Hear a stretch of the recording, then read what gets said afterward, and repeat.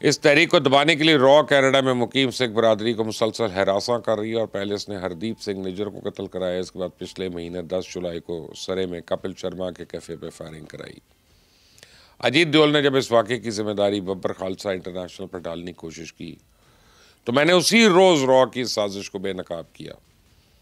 मैंने शवाहिद की मदद से साबित किया कि इस फायरिंग के पीछे बब्बर खालसा इंटरनेशनल नहीं बल्कि लॉरेंस बिश्नोई गैंग है। कल रात कनाडा में कपिल शर्मा के इसी कैफे पर दोबारा फायरिंग हुई है और इस मरतबा लॉरेंस बिश्नोई के कारिंदे गोल्डी बरार ने इस वाक़े की जिम्मेदारी कबूल कर ली है। ये वही गोल्डी बरार है जिसने मारूफ पंजाबी गुलकार सिद्धू मूसेवाला के कत्ल की जिम्मेदारी कबूल की थी। लॉरेंस बिश्नोई गैंग और रॉ का गठजोड़ आप किसी से ढका छुपा नहीं है। रॉ इस गैंग की सरपरस्ती करता है, बदले में इस गैंग के कारिंदे अंदरून मुल्क बैरून मुल्क रॉ के मुखालफिन को डराते धमकाते हैं। मैं आपको बताऊं कि रॉ क्यों कपिल शर्मा के पीछे हाथ धोकर पड़ी हुई है। तो भारतीय पंजाब में खालिस्तान तहरीक को दबाने के लिए रॉ के पास कोई काबिल कबूल सियासी चेहरा नहीं।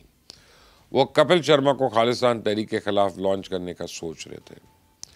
इसे मजबूर करने के लिए इसे कारोबार को निशाना बना रहे हैं और इसे जान से मारने की धमकियां दी जा रही हैं। इंडिया की सिख बरादरी रॉ के हथकंडों से अच्छी तरह वाकिफ है।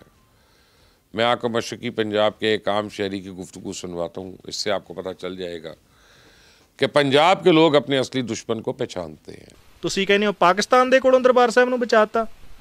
ਭਾਰਤ ਦੀਆਂ ਫੌਜਾਂ ਨੇ ਛੋਟੇ-ਛੋਟੇ ਬੱਚੇ ਦਰਬਾਰ ਸਾਹਿਬ ਢਾਏ ਆ। ਅਕਾਲ ਤਖਤ ਸਾਹਿਬ ਦੀ ਬਿਲਡਿੰਗ ਢਹਿ ਢੇਰੀ ਕਰ ਦਿੱਤੀ ਗਈ। ਦਰਬਾਰ ਸਾਹਿਬ ਤੇ ਗੋਲੀਆਂ ਦੇ ਨਿਸ਼ਾਨ ਅਜੇ ਵੀ ਮੌਜੂਦ ਨੇ। ਸਾਨੂੰ ਪ੍ਰਕਰਮਾਂ 'ਚ ਨਿਸ਼ਾਨ ਅਜੇ ਵੀ ਮੌਜੂਦ ਨੇ ਜਿਹੜੀਆਂ ਭਾਰਤ ਦੀਆਂ ਫੌਜਾਂ ਨੇ ਮਾਰੀਆਂ। ਤੁਸੀਂ ਸਾਡੇ ਜ਼ਖਮਾਂ ਨੂੰ ਕਰੇਦਦੇ ਹੋ ਇਹੋ ਜਿਹੀਆਂ ਗੱਲਾਂ ਕਰਕੇ, ਸਿੱਖਾਂ ਨੂੰ ਉਕਸਾਉਂਦੇ ਹੋ। ब्रेकिंग न्यूज़ ये है कि इसराइल ने गाज़ा पे कब्जे का प्लान फाइनल कर लिया और यह प्लान सियोनी फ़ौज के सरबराह लेफ्टिनेंट जनरल अय्याज़ ज़मीर ने पेश किया।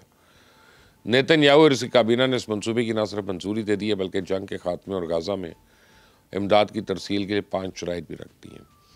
इसराइल की मुजव्वज़ा शराइत के तहत हमास को हमेशा के लिए गैर मुसल्लह कर दिया जाएगा और इसके अलावा हमास को इसराइल पर यरगमालियों की वापसी यकीनी बनाना होगी। इस मंसूबे के मुताबिक गाज़ा को मुकम्मल तौर पर गैर फौजी इलाका डिक्लेयर कर दिया जाएगा जबकि गाज़ा की सिक्योरिटी मुस्तकिल तौर पर इसराइल के कंट्रोल में रहेगी।